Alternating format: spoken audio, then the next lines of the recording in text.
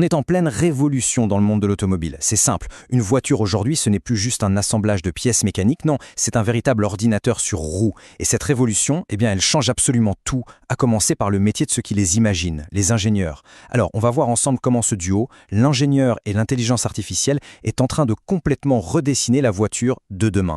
Oubliez l'image de l'ingénieur, là, penché sur sa planche à dessin. Le métier d'aujourd'hui, c'est un carrefour, un vrai nexus de compétences. Il n'est plus seulement question de mécanique, non. Maintenant, il faut jongler avec le software, la data, l'électronique et de plus en plus l'intelligence artificielle.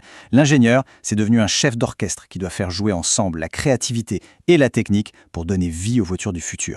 Mais attention, pour affronter cette complexité, l'ingénieur n'est plus seul, il a un nouveau partenaire qui a débarqué dans les bureaux d'études. Un partenaire surpuissant, qui ne dort jamais, qui ne se fatigue jamais, l'intelligence artificielle. Et pour bien voir à quel point ça change la donne, on va aller là où la pression est maximale. Direction la Formule 1. Là-bas, il n'y a aucune place pour l'erreur.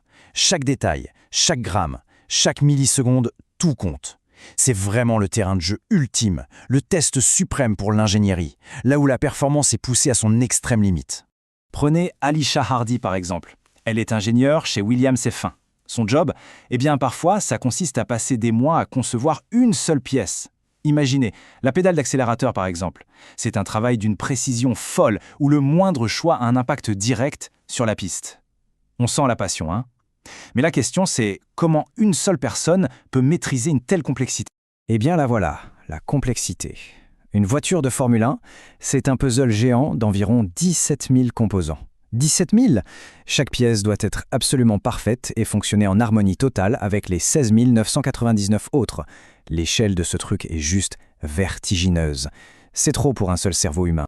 Alors, comment on fait ? Comment quelqu'un comme Alicia peut concevoir la pièce parfaite au milieu de ce système hyper complexe ? La réponse, elle est là. C'est son nouveau partenaire, l'intelligence artificielle, qui vient l'aider à concevoir. Avant, c'était un travail de titan. On dessinait une pièce, on la testait, on fabriquait un prototype, ça n'allait pas, on recommençait. Des semaines de perdus et beaucoup d'argent.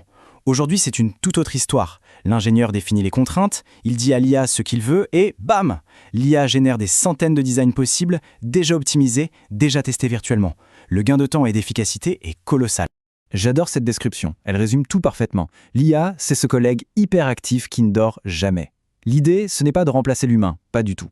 C'est de lui enlever tout le travail un peu ingrat, répétitif, pour qu'il puisse se concentrer là où il est irremplaçable. L'innovation, la créativité, la résolution de problèmes complexes.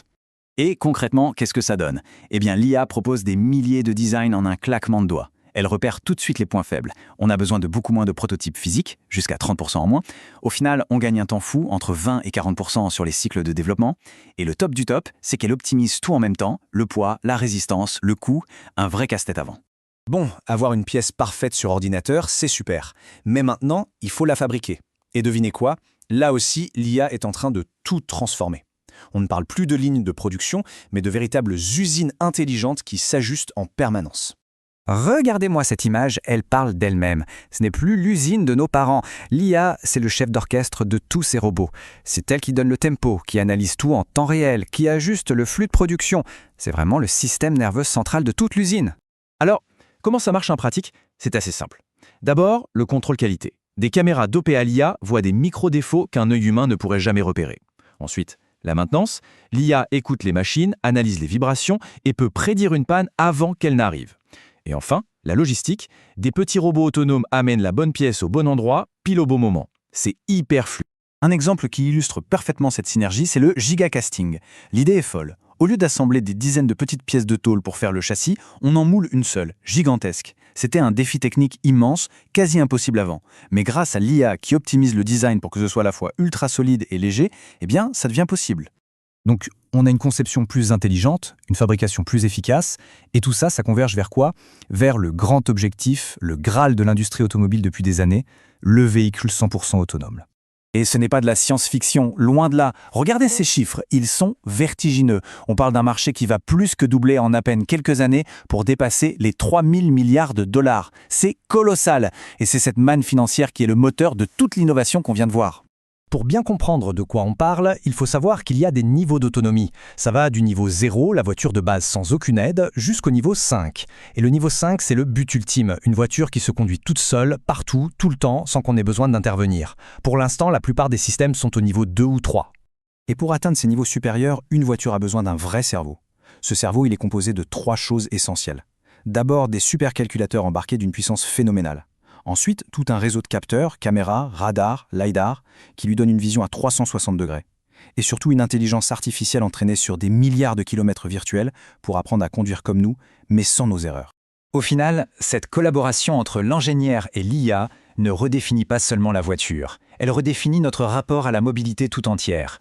Alors que les machines apprennent à anticiper et à décider, la vraie question devient: quelle sera notre place, à nous, les humains, dans ce nouveau voyage ?